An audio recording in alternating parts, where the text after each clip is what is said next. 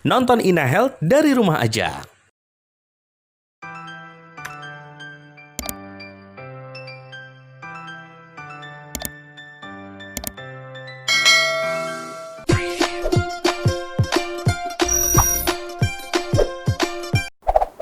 Hai, apa kabar? Pernah ngerasain nggak anak yang sudah mulai aktif beraktivitas dan kadang melupakan waktu buat makan? Atau jangan-jangan memang bosen dengan makanan yang itu-itu aja? Wah, pasti sering dirasakan ya ayah bunda. Tapi tenang, di Haidok kali ini kita akan membahas tips agar nafsu makan anak semakin baik dan tetap sehat. Bersama saya, Dr. Gendis ya. Kita ke pertanyaan yang pertama ya. Hai dok, apa sih yang menyebabkan nafsu makan anak menurun? Apa karena bosen? Atau emang balita itu lebih banyak porsinya buat main daripada makan? Nah, ayah bunda, setiap fase perkembangan anak memang ada challenge-nya masing-masing, terutama mogok makan atau GTM ini sendiri, gerakan tutup mulut. Nah, pada fase ini, anak itu bahkan tidak hanya mengunci rapat-rapat mulutnya, tetapi makanan juga bisa disembur-semburkan atau dilepeh. Nah, penyebabnya apa sih? Menurut penelitian multisenter Ikatan Dokter Anak Indonesia, penyebab anak menurun nafsu makannya bisa dikarenakan inappropriate feeding practice atau pemberian makanan yang tidak tepat. Yang pertama bisa dari waktunya. Waktu untuk pemberian makan itu lebih cepat atau lebih lama dari 6 bulan. Kemudian yang berikutnya adalah tekstur makanan. Tekstur makanan yang seharusnya sudah padat tetapi masih diberikan cair. Kemudian ada lagi tentang penyajiannya. Apabila penyajiannya kurang menarik, pastinya anak juga tidak mau makan. Yang terakhir adalah higienitas. Apabila disajikan tidak bersih atau tidak higienis, itu juga bisa menimbulkan masalah di kemudian hari, anak dapat mogok makan. Selain itu, penyebab gerakan tutup mulut pada anak juga bisa disebabkan karena anak bosan, anak sedang sakit, sedang tumbuh gigi, ataupun trauma terhadap proses makan. Nah, trauma itu sendiri maksudnya apa? Jadi mungkin dulu pernah dipaksa makan, dia jadi takut sama makan berikutnya. Ya, memang wajar ya pada balita lebih memilih untuk main daripada makan. Tetapi sebagai orang tua, ayah bunda tetap harus mengingatkan anak untuk selalu makan, memberikan asupan nutrisi yang baik agar stimulasinya tetap berjalan dan tumbuh kembang anak optimal. Kita ke pertanyaan yang kedua ya. Hai dok, anak saya 3 tahun. Tapi kalau makan suka pilih-pilih, kadang malah ogah makan.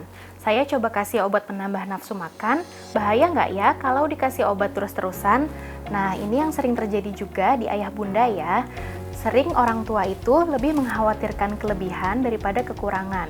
Padahal dua hal tersebut sama-sama tidak baik. Kekurangan ataupun kelebihan vitamin sama-sama dapat memberikan dampak yang kurang baik pada tubuh si kecil. Ya, jadi sebenarnya pemberian suplemen vitamin itu sesuai indikasi medisnya. Maksudnya apa? Jadi sesuai yang kekurangannya apa? Apakah kekurangan vitamin A atau kekurangan vitamin C atau kekurangan mineral lainnya, baru dikasih vitamin atau suplemen tersebut. Nah, taunya dari mana? Kita memang harus berkonsultasi dahulu terhadap dokter, karena dokter nanti yang akan memutuskan pemberian suplemen atau vitamin apa yang tepat dan cocok untuk anak kita. Seperti itu ya bunda. Jadi efeknya apa sih kalau berlebihan? Kalau berlebihan nih, contohnya kita terlalu banyak memberikan vitamin C pada anak kita, padahal anak kita sudah terpenuhi vitamin C-nya dari makanan sehari-hari, maka vitamin C tersebut dapat memperburuk kerja ginjal anak kita, dapat menjadi batu ataupun dapat mengkristal di ginjal. Kalau misalkan cairannya itu tidak terpenuhi, dapat terjadi efek-efek buruk tersebut. Seperti itu. Nah, jadi saran dari saya, berikanlah suplemen-suplemen tersebut dari sumber yang alami, yaitu dapat dicukupi dari makanan sehari-hari. Apabila itu sudah tercukupi dari yang alami, maka tidak perlu lagi suplemen penambah nafsu makan tersebut. Kita ke pertanyaan yang selanjutnya. Hai dok, ada tips nggak supaya anak nggak mogok makan lagi? Dan kandungan gizi apa sih yang sebenarnya wajib ada di menu makanan? Jawabannya adalah dengan melatih perilaku makan yang benar atau feeding practice yang benar. Nah, rules-nya memang agak ada banyak nih. Yang pertama, sebagai ayah bunda harus mengenali rasa lapar dan kenyang anak. Yang kedua, jadwal makanan anak jika bisa teratur. Jadi 3 kali makan dan 2 kali selingan. Mengapa harus teratur? Karena apabila tidak teratur, anak nanti jadi bingung. Kok yang hari ini pagi, yang besok makan paginya jadi mundur. Nah, kalau nggak teratur seperti itu, biasanya nanti anak jadi tidak mau makan lagi di hari-hari berikutnya. Nah, yang peraturan berikutnya adalah boleh diberikan susu, tapi asal ada batasannya, yaitu maksimal sehari hanya 2-3 kali saja. Kenapa juga ada batasannya? Karena susu itu bisa cepat mengenyangkan, seperti itu. Kalau diberikan susu terlalu banyak, nanti anak lebih memilih susu dibandingkan dengan memilih makanan. Nah, lama makan anak itu tidak boleh lebih dari 30 menit.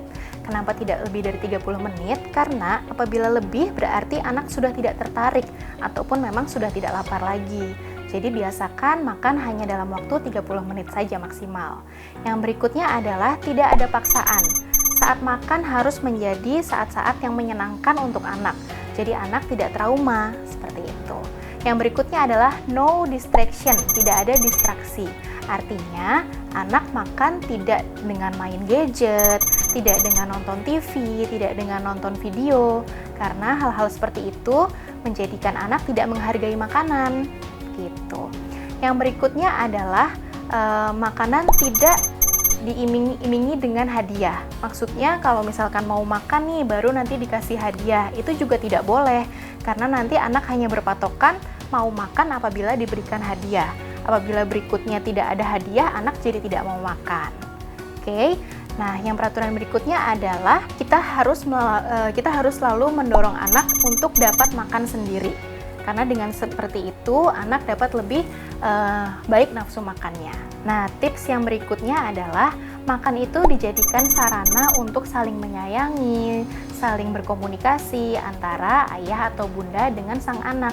Jadi memang sesi makan itu menjadi sesi yang ditunggu-tunggu oleh sang anak, seperti itu. Nah, yang terakhir tipsnya, jika semua tips-tips tadi sudah dilakukan tapi anak masih menolak makan juga, kita cari tahu nih alasannya.